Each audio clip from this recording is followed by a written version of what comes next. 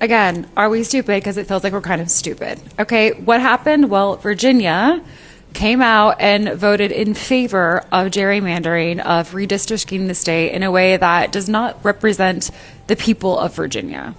Now, when I think about Virginia, I think about the home of George Washington. I think about the history. I think about the fact that it is the Old Dominion state, okay?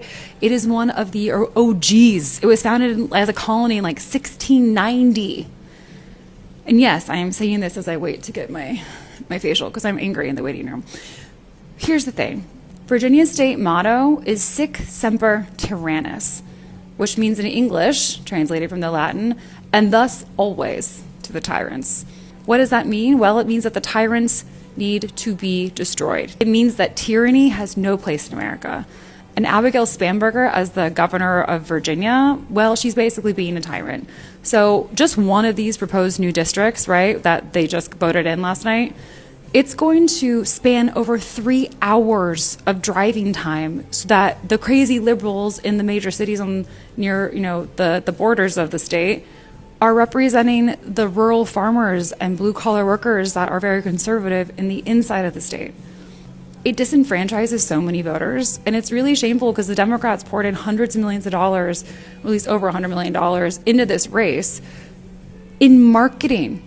And, there's this article that came out recently about how the Democrats are starting to play the real game here, which is marketing, and are starting to get on YouTube, and they're starting to get competitive, and they're starting to buy that ad base, whether it's George Soros or whoever, Hakeem Jeffries. It's definitely not Virginians that are paying for these, advertisements and for this propaganda that convinced just over 50,000 people. We're 50,000 votes short, right? Virginia's already dealing with crazy tax issues because of this lovely new Karen white lady, crazy liberal governor. She's already pushed back on gun rights. She's already banned, creation, selling, and marketing or whatever of like 15 different types of rifles. The good guys are not the ones buying and selling the guns and registering.